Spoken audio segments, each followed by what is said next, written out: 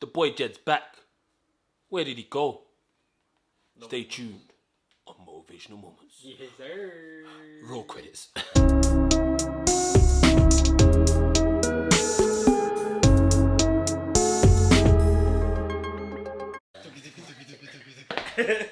Cue music.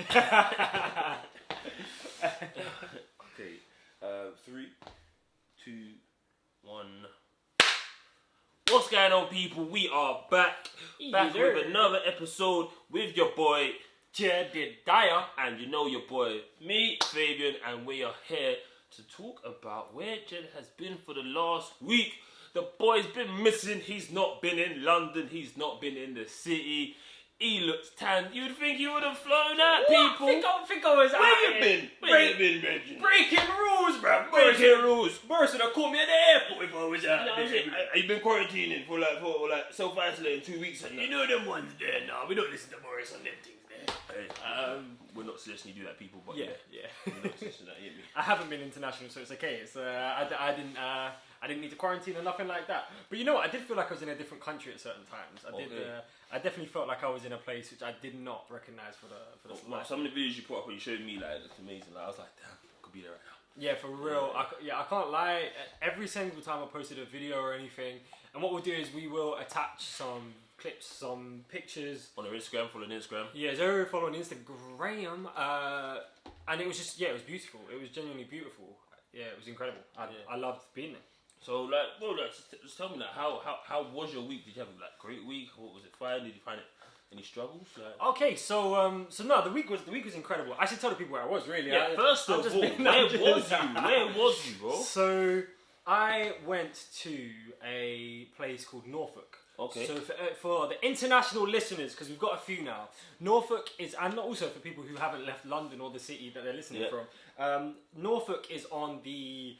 Oh no, and I know my mum's listening as well. She's gonna be like, Jed, you need to remember this. Gonna grill you. Exactly. So it's on the east. It's on the east side of the country. Yeah. So it's kind of like England has this little bulge, kind of that pops out to the east of the country, and it's in that little bulge there. And it's right on. It's just off of the east coast where we actually stayed. We stayed in a place called Happy Valley Forest, Happy Valley Farms, which is near a tiny town called Grimston, which is near a bigger town called Kings Lynn, but the closest big city is Norwich. And it was basically forests. It was trees everywhere. There was a beautiful pond. Bro, the amount of life and wildlife and nature that was just surrounding me, it was an incredible experience. It was the polar opposite of being where we are now in Waterloo, in the middle of the city. Definitely like completely opposite to where we were now. Yeah. And, so it must have been like, for me, that just sounds relaxing. Sounds not like even a challenge, but just, again, like I always say, being one with nature and just being able to take away from life for a second, actually just find your bearings again. Yeah, bro. You know what? You say it doesn't feel like, it might not feel like a challenge, but for me, it was incredibly challenging because I and recently, you know what we should do is close the window. Cue helicopter. Yeah. Helicopter come straight through. No, so what I found quite challenging is my mind is you know me. My mind is, when I'm focused on something, I'm racing. I'm just on that and my mind is going. And I struggle a lot with sleep because I'm always thinking of things. I constantly annoy Ethan with just endless ideas. Sometimes, I come to you and I'll be like, what about this? So I know you know that my mind never stops racing. Yeah. And so the first day and a half, the connection was bad. Didn't have Wi-Fi, didn't have data. Yeah. And so there was that disconnection from the world that I was like, I don't know how to deal with this, because I'm always within 5 minutes on my phone. I'm checking things, I'm messaging people, I'm connecting, right?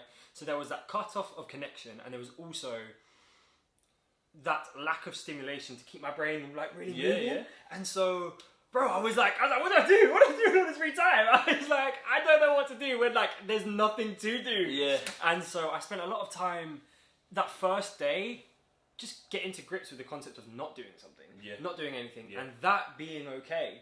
And we speak a lot on here about mental health and about being okay with yourself and being in the space you're in. And I was out here struggling to be okay within my space, and so it was a great challenge, and it was a great learning point for me once again to realize I need to step back a little bit. I need to slow down a little bit in my regular life, because the benefits once realised, are incredible. Yeah, I think that's one big thing I always take away from life is that doing nothing is okay in those senses. Yeah. So like in that sense, I say, and that's the whole point of being in a whole environment where you take away technology, you take away all the distractions, and you see what life actually has to give you and the natural resources that you can only use to entertain, to stimulate the mind, to actually find yourself. And Hold on, can we just, anybody who's listening or watching, I just want you to reel up those last 15 seconds. It felt like you were dropping bars. It felt like I was standing next to, I was sitting next to Jay-Z, bro. The way you were like, the flow in it was ridiculous, bro. I can't believe that. That was incredible. But yeah, well, it's just what, it's one of the things I think I really took away from like going inside is that the actual mind strength it takes to be able to be comfortable in your own space with nothing around you. Yeah. And I think it was growing up kind of alone as well. And I'm not saying like alone, but growing up as like an only child where it was just me and my mother. Yeah. I think I was always kind of had time by myself. Yeah. So I was able to adapt. Yeah. And I think challenging your mind so many ways, and I don't mean with like a book or like with physical things. Challenging your thoughts is a big thing. And that's why I like to go to those places where nothing's around and everything, because your thoughts overtake your body and you start to think things and you think how many different ways you can do something or how many ways can you solve that problem. Yeah. And for me, it's just more problem solving. Yeah. And for me, it strengthens the mind and it strengthens your patience, your passion, all these emotions I believe get strengthened, and you'll be able to find that you're able to resist certain aspects of life and be able to get around certain problems because you've taken time out to say, okay, how do I get past this? Yeah, bro, that's completely true. It's funny, I love philosophy, and philosophy, if anything, is just the study of thought, right? It's literally how do we think and why do we think what we think as individuals through time.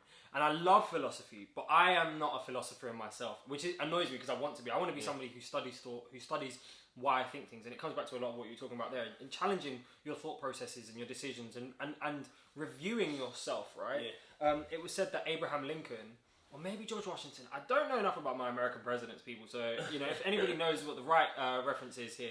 Actually, it's so funny.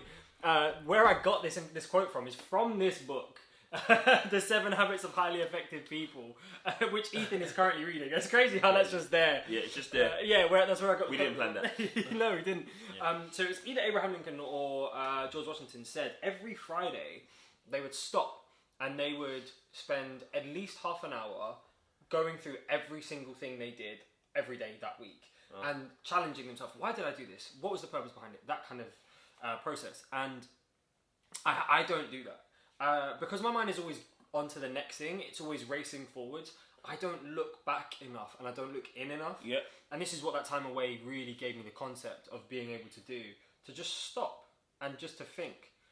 Let me think more. And I think that's a blessing that you had. I've never had that kind of space to think, I think, and there's something I need to put in there, I think. And it's that whole thing. It's almost like I call it like there's stargazing and I call it day gazing. Yeah. So it's that whole moment where it's a great day. You look up in the sky and you're just looking at the clouds. Yeah.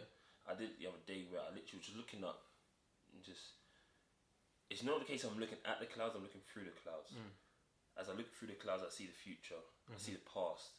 I see the problems I went through. The problems I managed to solve, the problems I didn't manage to solve. Why did I manage to solve them? Why did I solve these problems? Yeah. Why did I make this choice? Why did I not make that choice? And it's that whole thing is like, they call it the daydream, and it's all parts of that whole thing of being able to understand why we choose to do what we do. Yeah. And there's so many ways that I could go around it. Like, even today, I was thinking about, this is a funny one. I was like, why are men attracted to a certain woman? Like, and it's like, people can say, oh, but they're attractive. Or I'm attracted to a big bum. Or I'm attractive because they've got a big breast, or their lips, or their looks. Yeah. But, they say, oh, every man has their type. But why are you attracted to that type? Not the case of their looks or whatever. Yeah. Where did that attraction come from? And that's when when people are thinking, well, what do you mean? Why did that? Where was it that point where you said, that's what my type? Like, how many people know the reason why Do you know what I mean? And because it's actually so like I think about it, it's actually so like crazy when you think about it. It's like I don't actually know. Where's the point in life you said that's my type? Yeah. Like, could you tell me right now where's the point you say I knew that was my type? 100%. But I'm not Yeah, gonna. I know I'm one there. But that's good though. But this is my point. This is my point. It's like how many men can do that though? Yeah. Well, you know what? I think it's that concept of trying to understand why. Like people don't do it enough. Exactly. People don't ask why. It's just like I like that. Yeah, exactly. And like we have all these different factors that come into life. We have all these different things where it's like, oh, we might have experienced something as a child. Yeah. Like even when it comes down to simple things like flavour, like there might be something that you had as a child that most people think is clapped ugly butters. They would never eat it. Right. But you're like, nah, this flavour right here, like me and Marmite, I love Marmite. You're like, yeah. And so like, but that comes from somewhere, and I love the fact that we have these differences. But you're right. I don't think the why is challenged enough. Yeah. And I think we don't challenge our own whys almost at all sometimes. Yeah. So that's really, really, really powerful point. But bro, let's break it up a bit. I think we've gone so very deep, so very quickly. Ooh! So I'm gonna break it up with one of my questions. I think we're about halfway through, so I want to get with the food question. Oh, famous 5 minutes of food. Oh, baby. So we ain't talking about food. We're talking about the seasonings. Yes, sir. I'm not talking about just the salt and pepper. I'm talking flavors.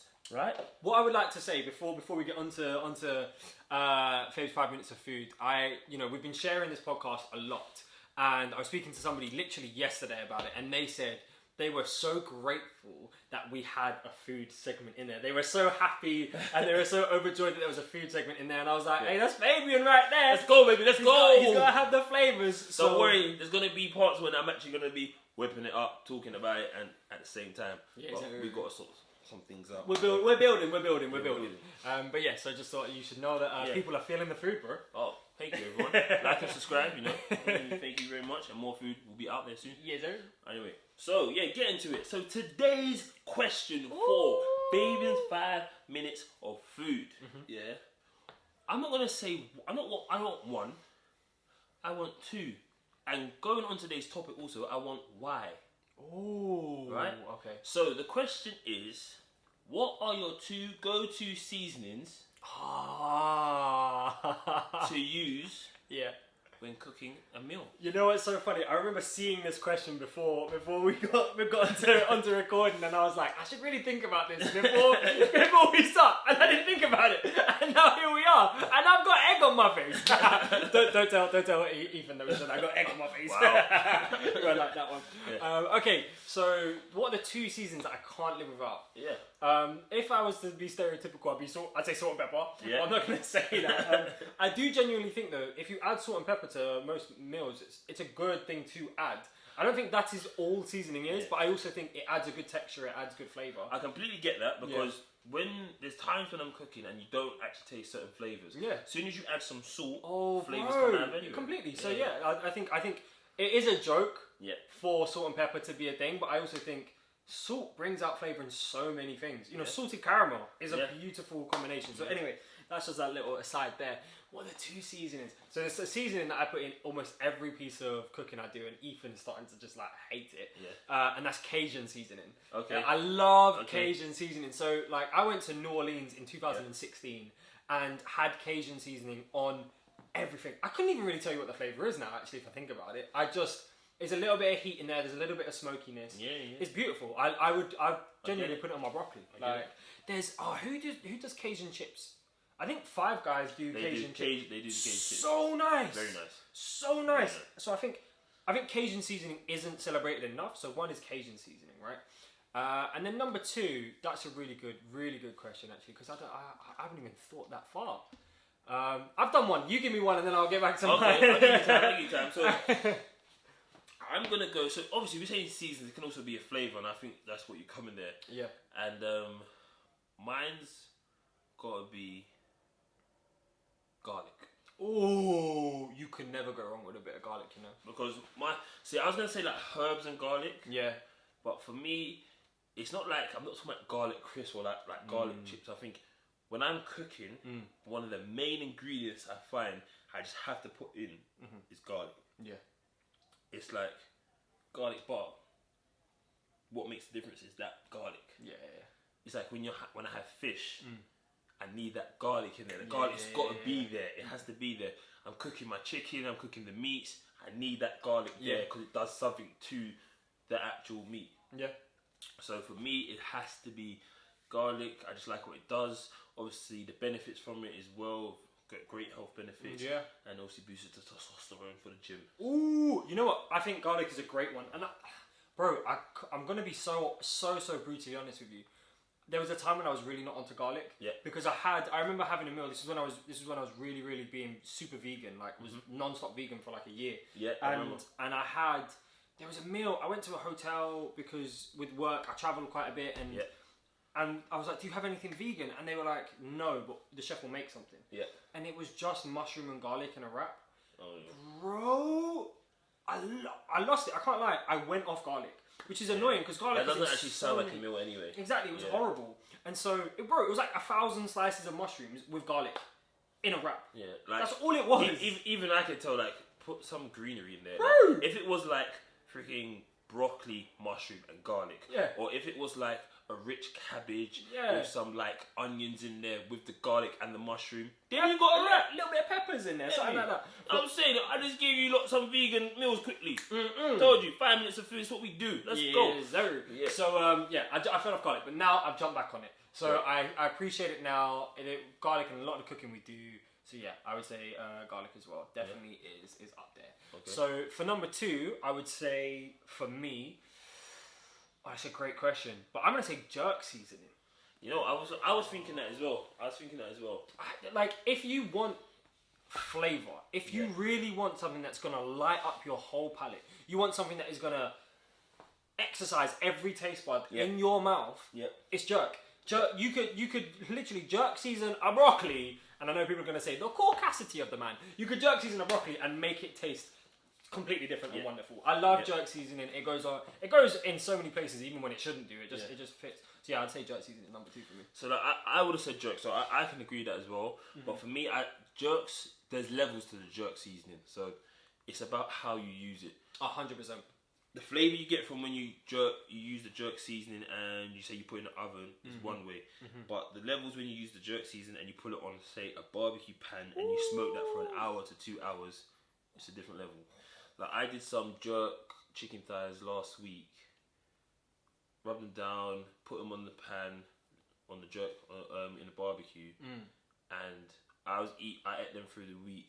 And every time I warmed them up, I could smell the jerk. Hold on. Did you hear that? I hope people heard that. He said he made jerk chicken, and he's had it through the week, and you're here now, and there's no jerk chicken. I mean, you was in the forest with a barbecue and didn't bring back nothing, so... What do you mean? You have a barbecue in your yard? You not coming to the barbecue Friday? I am, but where the jerk chicken now? But that's a whole week away. People are going to be listening to this while I'm feeling betrayed. I made it last weekend. I can't bring you that kind of chicken on Friday. Do you know what I mean? I can't do that to you, bro. So yeah. But yeah, so it's just, there's a different kind of flavour for me for that one. So I would definitely say that one. But another one that I just had to put out there, and I think it's kind of, I call it a chef's, like, I'll say a house cook's go-to seasoning after salt and pepper, and that's gonna be the everyday or the all-purpose seasoning. Ooh, all-purpose seasoning. It's all-purpose. It does the job. Yeah. It covers all the bases. Like, bro. I can't not say that because it's all-purpose. Like that literally. Like it makes whatever you're cooking taste just a bit different. Yeah. Where it's not just cabbage, it's cabbage with a little seasoning. Yeah. It's not just fish, it's fish with a little bit of seasoning. Yeah. You know what they put in all-purpose seasoning? Salt and pepper. Yeah. There's more stuff, but I know there's salt and pepper in there. Okay. And so, shout out salt and pepper. yeah. Obviously, there's salt and pepper in it, but there's many other seasonings. Loads. Yeah, I'm not just saying. I'm just backing. That's just backing the tape. There might be some Cajun seasoning in there too. Ooh, I hope so. I mean, there's definitely paprika. I can tell you that for a fact. Oh, paprika! Paprika is underrated. You know? Paprika really does the job. So yeah, I would say all-purpose as well, and that's my thing. It just adds that little bit of flavour, and it's a good place to start if you're not too crazy about adding different kind of spices to your food. All-purpose is a nice way to start with a bit of salt and pepper. Yeah. Check it out, people. Yeah, if you're getting into, you know what, that's a great point to make. If you're getting into cooking and you're starting to work out what flavors are, right, and you're not sure where to go with seasoning, Fabian's completely right. It's like a gateway to seasoning, Yeah, isn't it? You put it in and you're like, oh, I like these flavors. Yeah. Maybe now I can expand my palate and go somewhere else with it. So I completely agree with you. All purpose, all day, every day. It's the same. It's the same like for a lot of my African friends and family is that they use a Maggie cube. They say, boy, I could just do one little Maggie cube in this and you're good. Yeah. And it's, for me, that's like me with the Oxo cube. Like, See, I was about to say, my mum's the same. The second, anytime she wants to add a little bit of something else, she's like, get the Oxo cube. I'm like, you're right, mumsy. So yeah, it's true. It's yeah, true. definitely. So yeah, all right. So go on, bro. So you said where you went. Yes. Yeah, you said what it was. Yeah. Did you meet anyone incredible? Did any incredible experiences happen to you out there? Like, Bro, that's an incredible question, and I thank you so much for asking it, actually, because as you asked, it brought back so many magical moments and memories during the time. So, this is something that I appreciate but don't appreciate enough, and I would love everybody to kind of to take a minute and to think on this. We interact with thousands of people a day sometimes, hundreds, tens, hundreds, thousands, right? How many of those interactions do we truly share love? And do we truly share a moment of positivity? That's just one question I want to ask the people, right?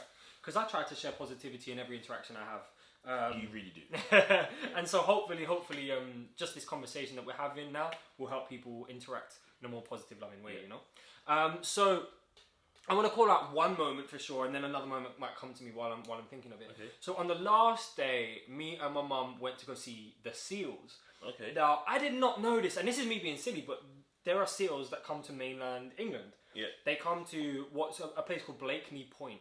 Blakeney Point is this massive rod of land that's come out into the sea because it's because of a thing called longshore drift. I don't know if you did geography in GCSE, but basically longshore drift is sand and pieces of earth come away from the land to because of the tide, and then they're pushed up another place. And so this land has just been formed by the ocean that's pointing out of the side of the coast.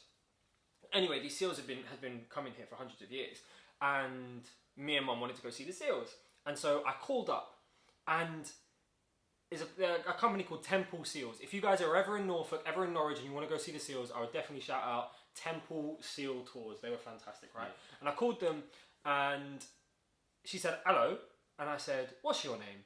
I can't remember her name. I'm really sorry for not remembering. And she said, I'm blah blah blah. What's yours? And we started to speak.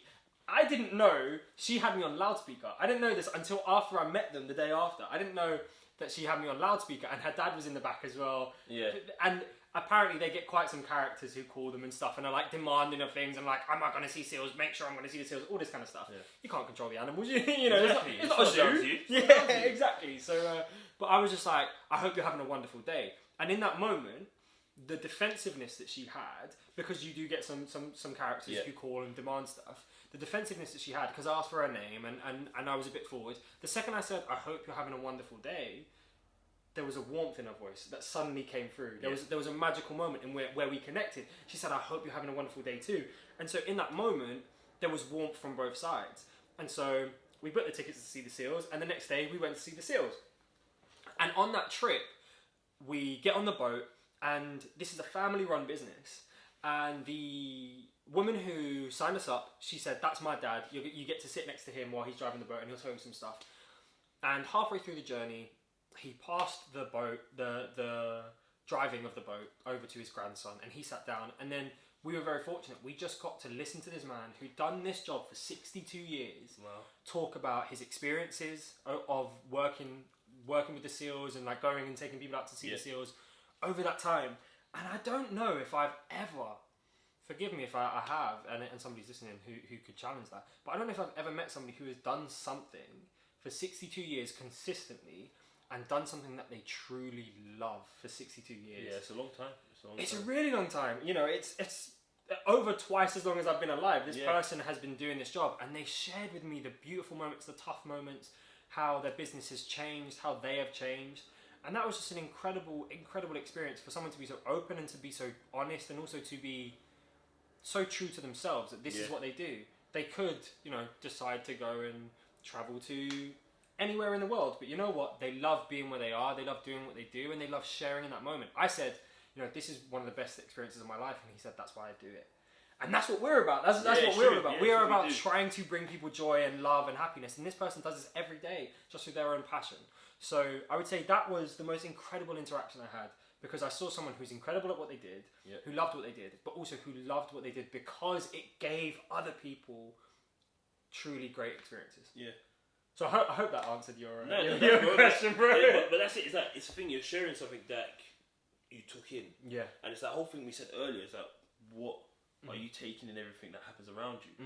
And it's like, you're not seeing that magical moment where you saw that magical moment that people must have been sitting there and were like, oh, 60 years, whatever. Yeah. But you're like, hold on, but that's actually a long time. Yeah. And it really is. So yeah, bro, thank you for sharing that. Yeah. Well, I have to say, everybody else on the boat was just kind of doing their thing. Yeah. I was lucky because I was sitting next to them, but I was sitting next to him because of the connection I'd made the day before. Where I'd kind of been picked out as the favourite of the group who were coming. Yeah. And so everybody else was just sitting down, but it could have been their moment to stand up and be like, oh, I want to hear about this. But I think sometimes we don't give ourselves permission to step up. We don't give ourselves permission to own our space.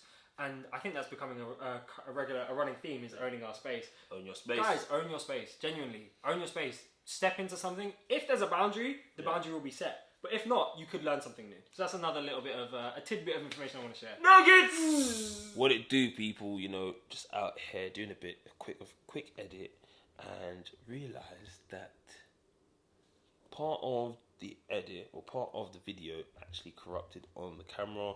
So to listen to the rest of this pod, you have to listen to it on Spotify, Apple Music, Anchor, one of those major platforms. It's all there. Link in bio, link down below. Listen to it, like and subscribe. Hope you enjoyed a bit of content that you watched. Peace. What you saying, dude? You got something to say for the people? I've always got something to say for the people, but you know what? Leave you out? The main thing I want to say is, if you want to hear something I got to say, go to the podcast, go to the YouTube, go to the Instagram. That's where all of our fantastic words are. Other than that, I hope you're shining. I hope you're loving life and living the best possible existence you can. Go kill it. Woo!